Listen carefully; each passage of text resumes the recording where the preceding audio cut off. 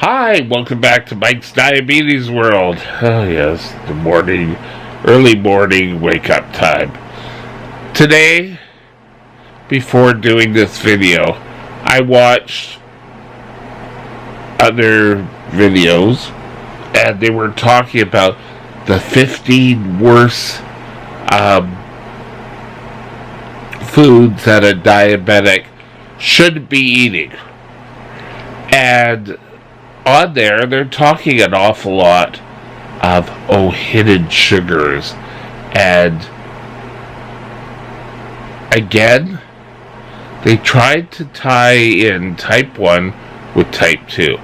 And I full-heartedly agree that some of these foods would probably not be the best choice for a type 1 diabetic to have.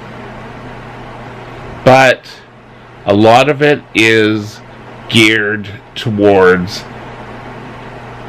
type 2. And, this has calories. And all these calories come from sugar. And as a type 1, if you've completed your training, which you never really complete your training, but if you complete your training, you will have known how to count carbs. And counting carbs and giving the correct amount of insulin, you should be fine. However, doesn't mean you get to have cakes and cookies all the time. Yes, you could have, if you go out for dinner, you could have, I don't know, a piece of cake, a dessert, but know what you're getting yourself into.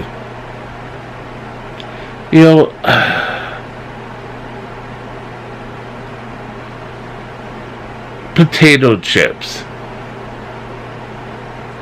I had a person say, yeah, you could have 4 potato chips. No one's gonna really want 4 potato chips. And as a kid growing up, you could be very isolated. Now, I can remember, the first time I kind of went out, with my friends, and my mom said, well, you could go have a snack at, I don't know, it was some yogurt place, and it was advertised in one of the magazines from the Canadian Diabetes Association, and it was enjoyable. But at that time, we weren't counting carbs, and type 1s and type 2s were tied together because we took the insulin and we had to eat all the time to cover that insulin. Now, sugar soft drinks. Yes, you shouldn't be having them. Type 1 diabetics have it when we're low. People use them a bit as a quick fix to get their blood sugar up. But doesn't mean you have a 2-liter bottle. But drinking them as a treat, I go for things like Kool-Aid. They seem to think, everyone, oh well, yes, you should be drinking water all the time. And this video, it seemed like they wanted everything with flavor. Oh, don't have packaged soups, don't have this, don't add, sorry, that was my hand. It's like a diabetic has to do so much to get prepared for the day. And now you want us cooking from scratch. It doesn't work that great. People need to have some life. A lot of people have to get up, do their insulin, get ready for work, pack their lunch, go on their way, come back. They don't have time to start from scratch. Oh, we'll make a big thing of chili and have that all day. Well, you know what? Oh, chili has too much carbs. You can't have that. And the one thing two things was the pop. Fruit juices. Now, not having fruit juices as a diabetic stems back from when we injected. We'd inject the insulin, and then if you had fruit juice, your blood sugar would go up quicker than your insulin could cover it. So you'd have a high blood sugar. But now, with pre-bolusing, with insulin pumps, I don't see that being a constant danger. However, get a book, understand how to count carbs. Look on the internet for sites, how to count carbs. Carbs are vital for your body. However, you want to read labels too. And when you read labels, you want to see how can these foods affect my blood sugar. Where are they on the glycemic index? But I think eating sensibly. I always look back over the years, and now people have caught on that low fat, there's probably more sugar in it. Because the people who are selling these items are wanting you to keep buying them. So they send little messengers to the brain. Oh, I want to have that. And you know, growing up,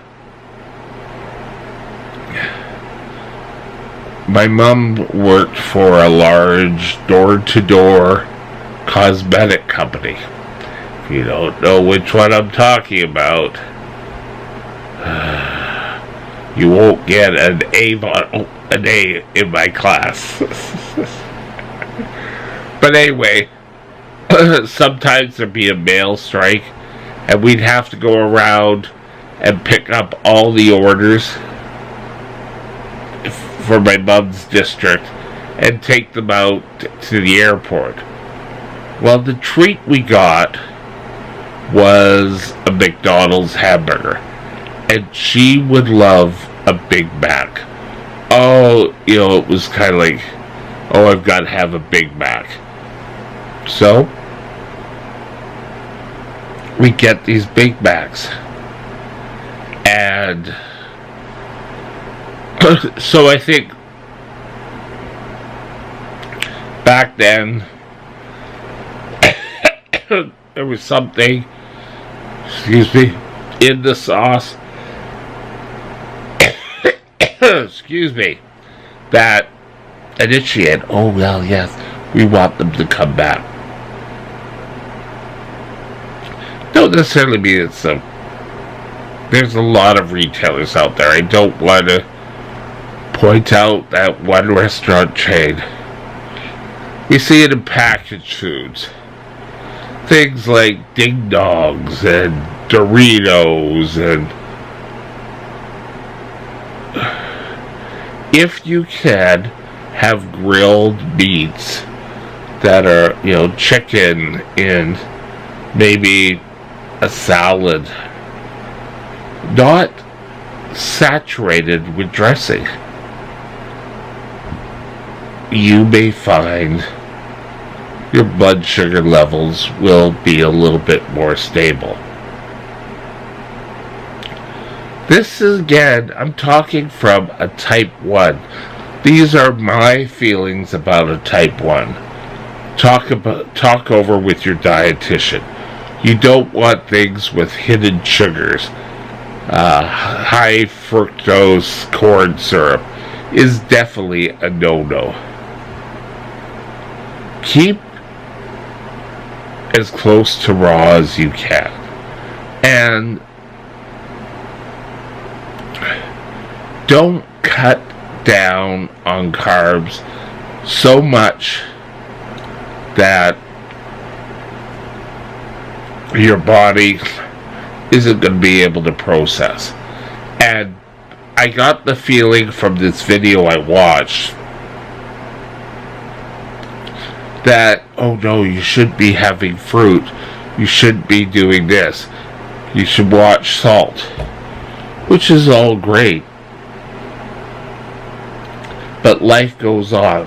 And as a type 1, you need to take a lesson in how to read food charts, understand